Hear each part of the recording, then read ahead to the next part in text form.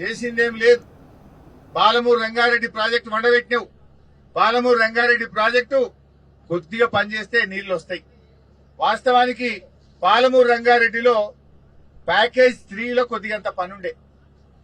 Actual గా చెప్పాలంటే BRS ప్రభుత్వం 2 టీఎంసీలకు టనెల్ తవ్వింది, 2 టీఎంసీలకు మోటార్లు పెట్టింది.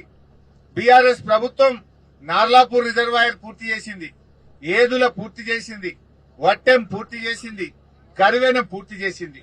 కరువెన దాకా 2 టీఎంసీల టనలు, పంప్ హౌజులు, సబ్ స్టేషన్లు కూడా బీఆర్ఎస్ ప్రభుత్వమే పూర్తి చేసింది. మధ్యలో ఒక దగ్గర బండ్ వచ్చింది, ప్యాకేజ్ 3లో బండ్ వచ్చింది. ఆ ప్యాకేజ్ 3లో 1,83,00,000 క్యూబిక్ మీటర్ల బండ తీయాలి.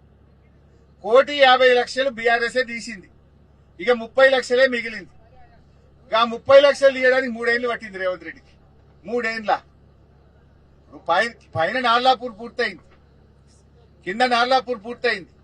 మధ్యలో గీది ఒక 30 లక్షల క్యూబిక్ మీటర్ల మట్టి తీస్తే ఏదుల 6.5 టీఎంసీలు నింపొచ్చు, వట్టెంలో 16 టీఎంసీలు నింపొచ్చు, కరువెనలో 19 టీఎంసీలు నింపొచ్చు. మొత్తం రెడీ ఉన్నది.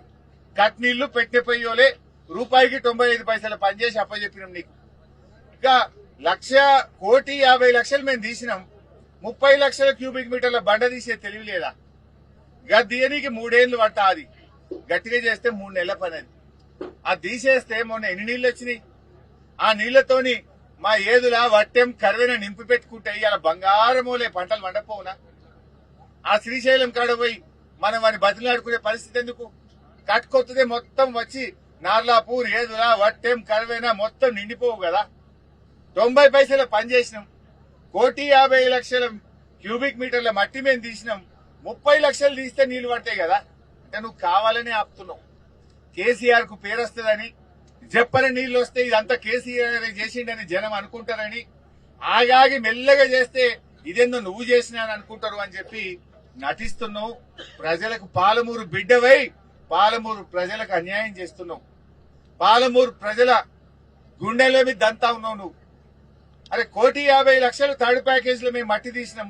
గా 30 లక్షల క్యూబిక్ మీటర్ల మట్టి 3 ఏళ్లు పడతా. అది గా దియ శాతం అయితే లేదా?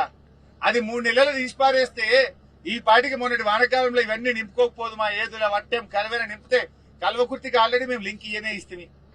కల్వకుర్తికి మేము లింక్ ఇచ్చినాం. పాలమూరుకెళ్ళి ఆల్రెడీ ఓటీ పెట్టినాం. బ్రహ్మాండంగా నీళ్లు వారుతుండే. ఇలా రైతులకు మంచిగా ఉంటుండే. నుంచి కాలువ తవ్వితే 1,50,000 క్యూసెక్లకు నీళ్లు వస్తాయి. దానికి ఇప్పుడు నేను 4,500 కోట్లు ఖర్చు పెడుతుంది. 4,500 కోట్లు అంటే ఆల్రెడీ పాలమూరు కింద కవర్ అయిన ఆయకట్టుకే మళ్ళా కొడంగల్ నారాయణపేట లిఫ్ట్ పెట్టాం. సేమ్ ఆయకట్టు, కొత్త ఆయకట్టు కాదు.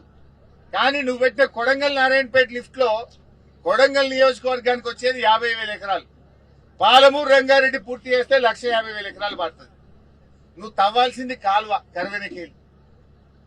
ఇవాళ మక్తల్కు 1,00,000 ఎకరాలు పడుతుంది, నారాయణపేట 1,00,000 ఎకరాలు పడుతుంది, కొడంగల్ 1,50,000 ఎకరాలు పడుతుంది. కాలువదవ రేవంత్ రెడ్డి అంటే కమిషన్ల కోసం కొడంగల్ నారాయణపేట లిఫ్ట్ పెట్టిండు.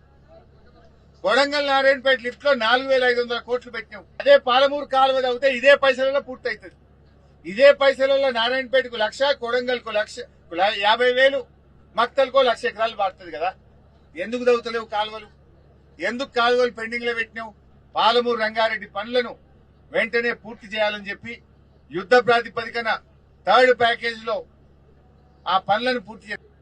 నీ యొక్క నిర్లక్ష్యం వల్ల 2 సంవత్సరాలు పాలమూరు జిల్లా ప్రజలకు నష్టం జరిగింది. గత 2 సీజన్లు మనం నీళ్లు ఎత్తుకోకుండా నువ్వు కిందికి ఆంధ్రాకు పోయేటట్టు చేసినావు. ఇప్పటికైనా ఈ ఎండాకాలంలో ఆ థర్డ్ ప్యాకేజ్ పనులు పూర్తి చేయాలని, వచ్చే వర్షాకాలంలో శ్రీశైలంలోకి నీళ్లు రాగానే చుక్క చుక్కను ఒడిసి పట్టి మన వట్టెం, కరువెన, ఏదుల నింపుకోవడానికి ప్రభుత్వం సిద్ధం కావాలని చెప్పి మేము డిమాండ్ చేస్తున్నాం.